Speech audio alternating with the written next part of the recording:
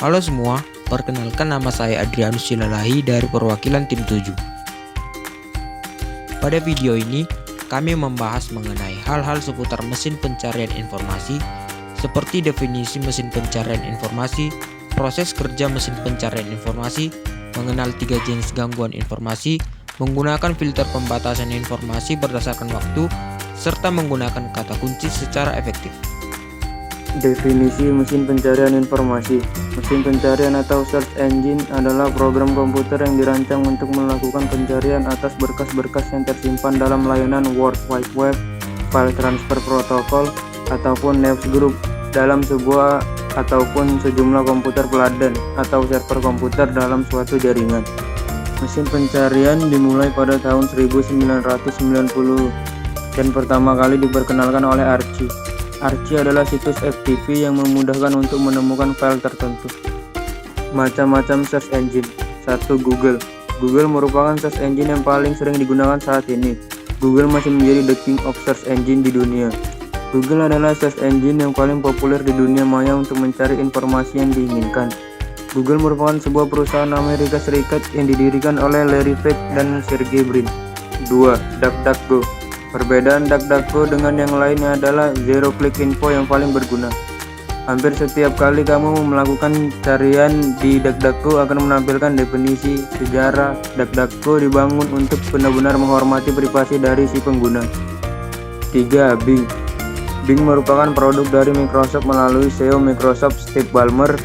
Bing adalah bentuk reinkarnasi yang dilakukan oleh Microsoft terhadap ketiga mesin pencari produksinya terdahulu, diantaranya Live Search, Windows Live Search, dan FSN Search. Proses kerja mesin pencarian informasi. Nah, setelah kita mengetahui apa itu mesin pencarian informasi, sekarang kita akan memahami proses kerja mesin pencarian informasi. Banyak orang beranggapan jika kita menggunakan mesin pencarian informasi, maka secara otomatis mesin pencari informasi akan mencari ke seluruh situs web. Sebenarnya, cara kerja mesin informasi adalah dengan melakukan penelusuran informasi berdasarkan basis data atau daftar situs web yang dikelolanya. Hal tersebut menyebabkan hasil penelusuran yang berbeda. Jika kita menggunakan mesin pencarian informasi yang berbeda, walaupun mengetikkan kata kunci yang sama, mesin pencarian informasi memiliki 3 tahapan kerja sebelum menyajikan informasi yang kita butuhkan. Tahapan pertama ada penelusuran, di mana langkah ketika mesin pencarian informasi menelusuri triliunan sumber informasi di internet. Penelusuran tersebut tentu mengacu pada kata kunci yang kita ketikkan pada mesin pencarian informasi.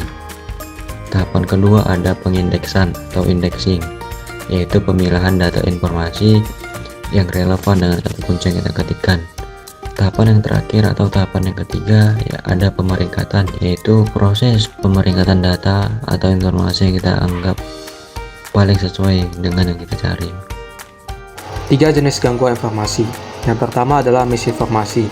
Misinformasi adalah informasi yang keberadaannya memang tidak benar atau tidak akurat.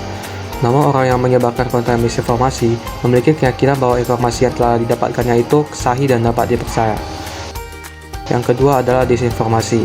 Disinformasi adalah informasi yang tidak benar dan keberadaannya memang direkayasa atau fabricated sedemikian rupa oleh penyebar konten. Pihak penyebar konten tersebut berbuat demikian dengan niat untuk membohongi masyarakat, sengaja ingin mempengaruhi opini publik, dan lantas mendapatkan keuntungan tertentu darinya.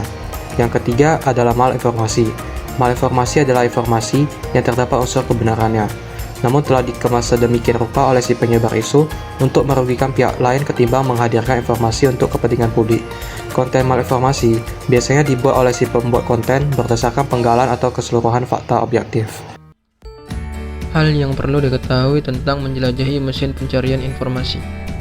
Setelah kita membahas mengenal 3 jenis gangguan informasi, sekarang kita akan membahas bagaimana menggunakan filter pembatasan informasi berdasarkan waktu.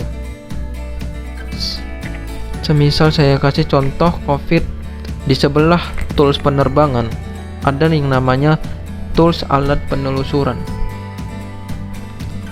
Kita bisa melihat rentang waktu tertentu di Google.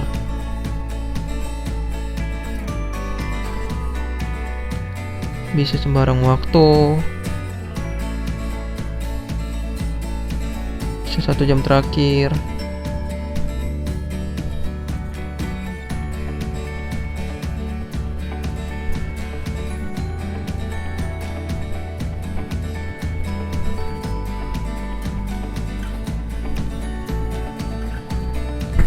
Sekian dari saya bagaimana cara menggunakan filter pembatasan informasi berdasarkan waktu. Menggunakan kata kunci secara efektif. Untuk mendapatkan hasil penelusuran informasi secara cepat dan tepat, sebaiknya kata kunci dituliskan secara spesifik. Berikut ini adalah beberapa tips penggunaan kata kunci secara efektif dengan menggunakan aplikasi mesin pencarian informasi pada Google. Yang pertama, menggunakan tanda kutip. Penggunaan tanda kutip digunakan ketika ingin mencari sesuatu dengan kata atau frasa yang lebih spesifik.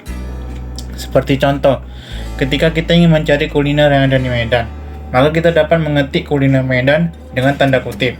Maka memunculkan tempat di mana kuliner Medan berada dengan spesifik. Yang kedua, menggunakan titik dua. Penggunaan titik dua digunakan ketika kita ingin mencari sesuatu hanya di web tertentu. Seperti contoh ketika kita mau mencari tentang penyanyi Indonesia Judika yang hanya di Wikipedia. Yang kita ketikkan di Google Judika site.2 wikipedia.org.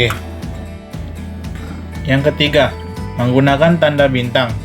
Tanda ini digunakan untuk membantu kita untuk menemukan kata yang terlupakan. Seperti kita lupa nama lagu yang barusan kita dengar. Ketikkan saja tanda bintang dan nama lagu yang kita ingat, seperti contoh That's tanda bintang like, maka dapat menghasilkan lagu Bruno Mars yang memiliki lirik That's What I Like.